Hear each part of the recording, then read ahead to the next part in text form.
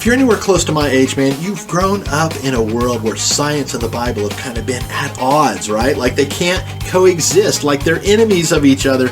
Well, they're really not, okay? Not if you're truly just seeking truth and what is real. In this video, as we talk about the Bible and science, I'm going to share with you 3 awesome Bible verses that help you to see just how amazingly trustworthy the Bible really is.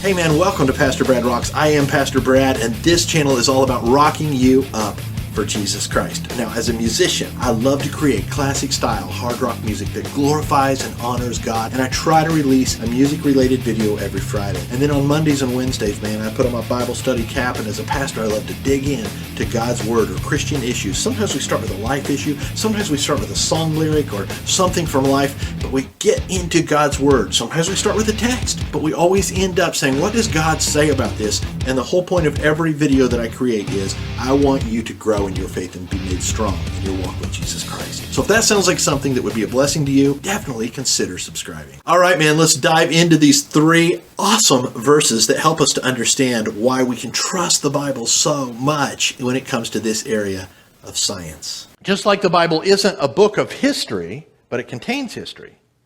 The Bible isn't a science book, but it absolutely contains references to scientific truths and facts. And because it happens to be inspired by the one who created the world, it's accurate.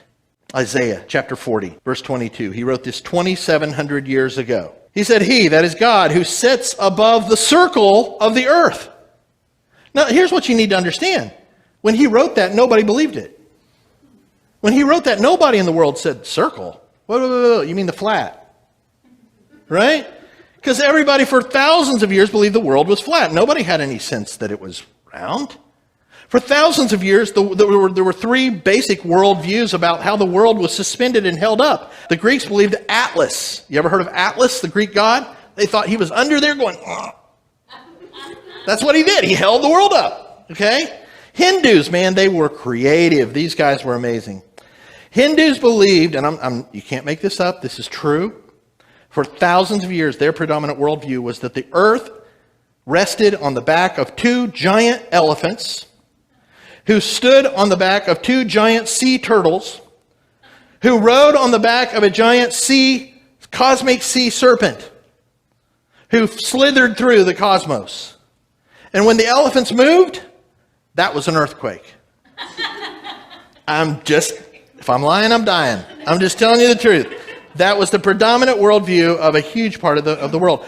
The Egyptians believed for years and years, and by the way, this is what Moses would have been taught, being raised in the home of Pharaoh, that the world sat on 5 pillars. That's at least a little more logical than the whole slithering serpent thing. But here's the point. Those were the predominant worldviews. The Bible was written in Greek in the New Testament, but none of that shows up in the Bible. Why? Because the Bible didn't originate with man. It originated with God.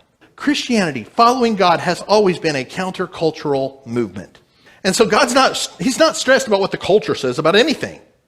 He's going to say, well, okay, I'm glad y'all think that and that and that, but this is the truth. And that's just what he did with the revelation about the world as well. Job chapter 26, verse 7. I love this. Job predates even the time of Abraham.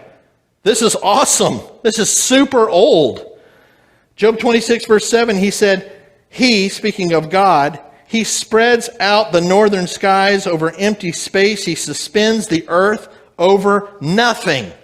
Nobody 4,000, 3,500, whatever years ago had any sense that the world was suspended over nothing. But check that picture out. You see, here's the deal with science and the Bible. There have been many times over the course of history that the Bible and science have disagreed. Unbelievers automatically decide that that means the Bible's wrong. But here's the deal. It disagrees until science catches up with the Bible. You see, because here's the deal. If I could go dig up my 5th grade science book, which would be about 45 years old, it wouldn't be worth the paper it's written on. Because science constantly changes. They keep studying, go, "Oh, we were wrong.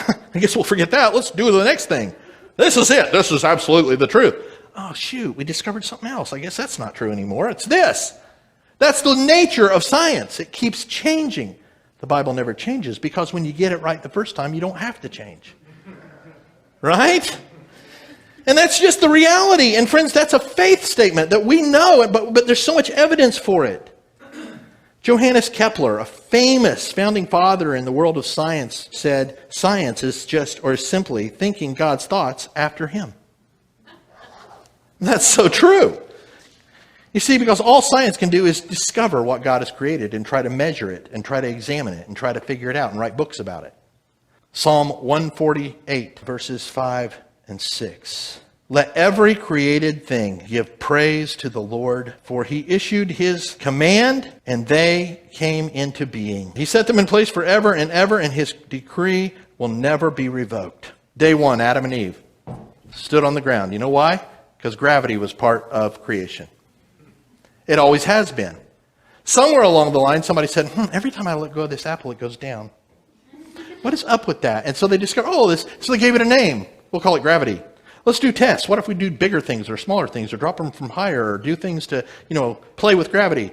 They did all these studies and they wrote books about it, but that's all they did. They just discovered it. It's one of the laws of the universe that God worked into the world. But that's all science can do, is try to study things. And by the way, never trust anything scientists say about things you can't put in a test tube. They try to, a lot. Okay? And that's when they're stepping into the world of quote-unquote faith. They don't even know it. Is putting faith in humanism. I love it, man. I love that whole idea of science catching up with the Bible. Isn't that cool? Here's the question of the day. What was your favorite of those 3 verses? Leave it in the comments, okay? Share about that. I'd love to read your thoughts. And of course, you probably noticed that I've been wearing my Pastor Brad t-shirt here. I've created a t-shirt shop online, and I'm creating lots of cool designs all about celebrating our love for Jesus and rock music, man. So if you'd like to check those t-shirts out, the link's down there in the description. Hey, man, right over here, you're going to notice another video that I recently created answering the question, can we trust the Bible? This video is all about the historical perspective. How does the Bible stack up in the eyes of historians, and why is it so trustworthy from that perspective? Definitely check that out. And of course, there's another video here that YouTube thinks that you might really enjoy. So pick one of those, enjoy that, happy watching. Until next time, keep your eyes on Jesus, and I'll catch you in the next video.